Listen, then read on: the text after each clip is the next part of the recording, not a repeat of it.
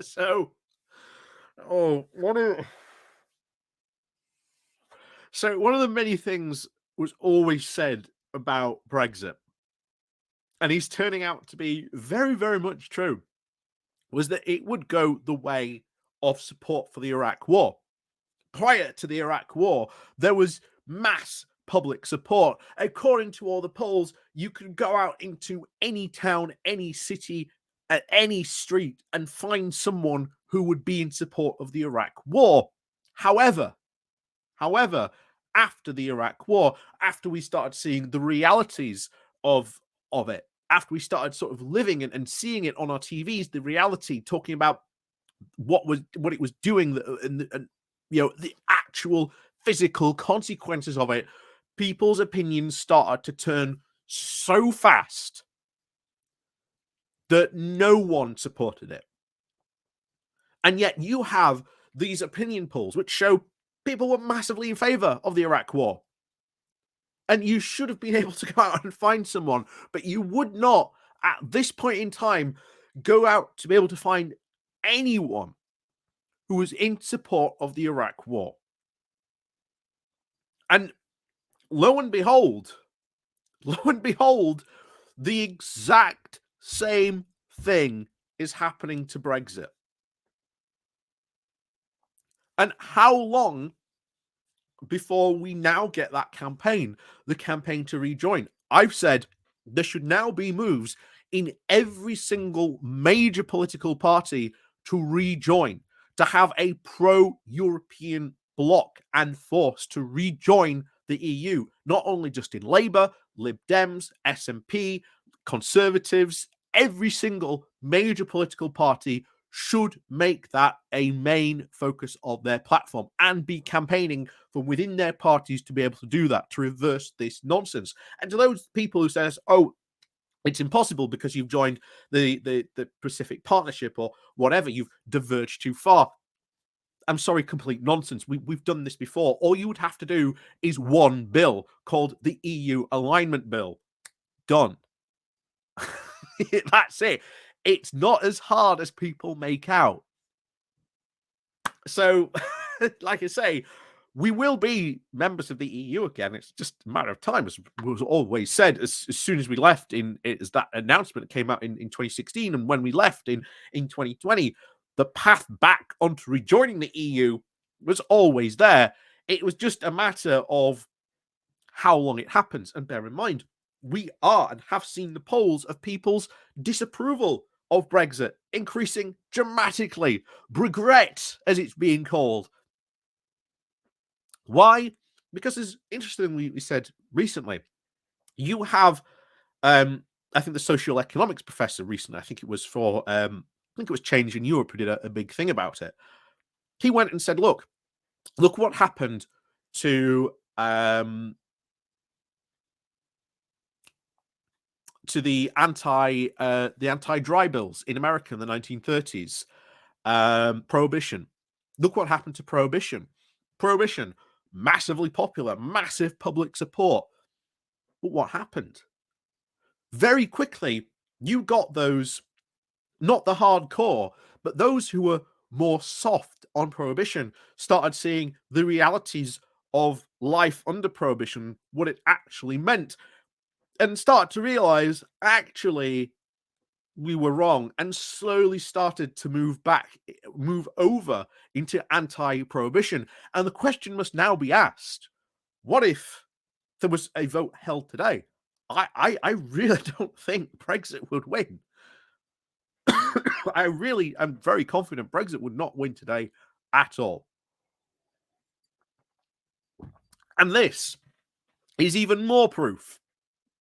Even more. Because, according to this poll, people trust Brussels more than the UK Parliament.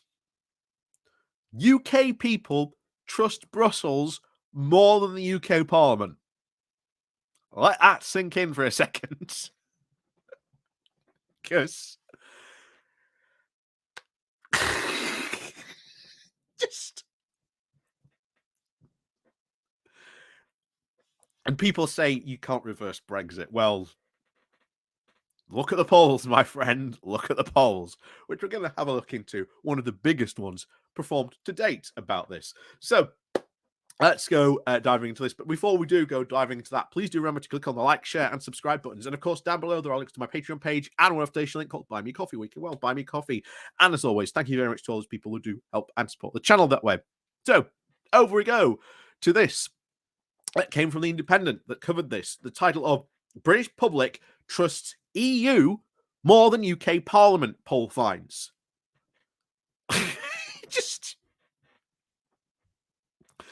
So the British public has more confidence in the EU than the UK Parliament. A new survey has found in a remarkable turnaround of a trend lasting decades.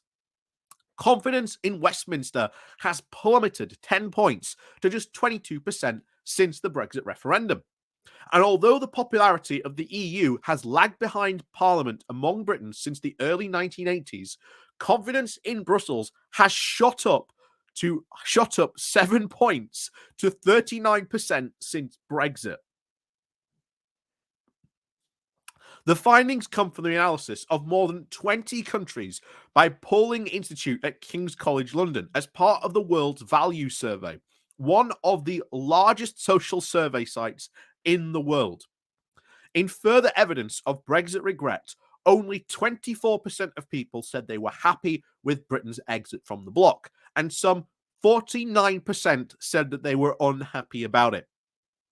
Professor Bobby Duffy, director of King's College Policy Institute, said that confidence in Parliament has halved since the 1990s. We're among the least likely in more than 20 countries in the study to have confidence in the government.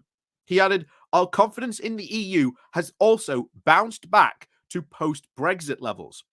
We're now much more likely to have confidence in that than our own Parliament and government. Senior Tory MP David Davis told The Guardian that the change stemmed from the, quote, whiny, unpleasant, bitchy row over Brexit. And over Brexit in Parliament in recent years. And the ex-Brexit secretary said that, quote, the tabloids had stopped kicking Brussels all the time.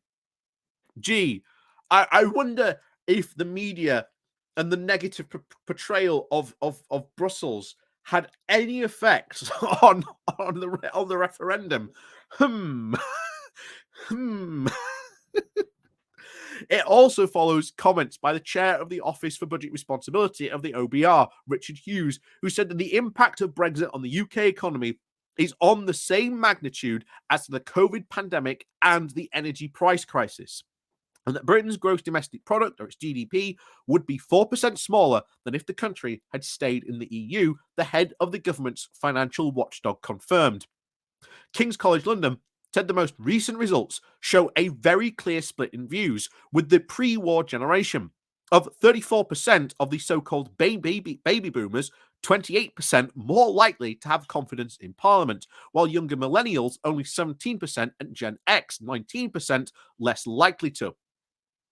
And in the latest World Value Survey, the UK ranks well below other countries, including Iran and China, when it comes to public confidence in police.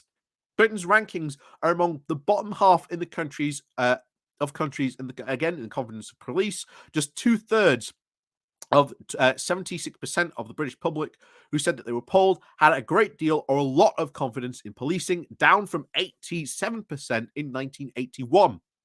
The latest UK data was collected in 2022, coming before a very damning review, which found that Britain's largest policing force, the Metropolitan Police, is institutionally racist, misogynist, and homophobic, was published. The UK has long prided itself on its strength of its institutions, but the British public are not as convinced as they once were. We are now more negative than many other countries, said Professor Duffy.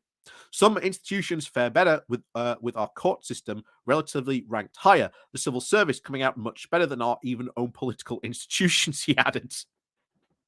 Gee, I wonder why politicians have suddenly, especially conservative politicians, have been attacking the civil service. Just a thought there. These trends matter. The pandemic showed how much we rely on public cooperation in times of crisis, with our confidence critical to that. And in the review of the Met Police concluded the public consent is broken. We need to try and work harder and quickly to shore up public confidence. And again, I agree. Public confidence in institutions and in government as well. That's a problem. That is a really big problem. But it's not going to be solved overnight. This is something I've said before. I think Keir Starmer will be onto a massive vote winner if he looked at not sort of, maybe voting reforms, but Westminster reforms around MPs and sort of rules and sort of regulations about that, sort of, banning MPs from having second jobs. I think would be massively popular if he generally made that a Labour manifesto promise. That would be, I think, relatively quite good. And I think it's something that you should absolutely do, as well as a couple of other things, sort of making the MP sort of codes and standards and practices actual rules and regulations, giving, being harsher on lobbying and things like that. I think there's a ton of stuff, Starmer could do in that. Now, I think it's something he should go for, because I think that would be a massive boost to maybe helping to restore public confidence in sort of politicians and in our government. Maybe not to begin with, but I think over time it would work. Like I say, these things, restoring trust, they take a long time to rebuild. They really, really do. But it is good, at least some of our institutions do have public trust. And like I say, maintaining high public trust in our institutions is really good. So it's really good to see, certainly the civil service having a very good high public service rating. That is very good.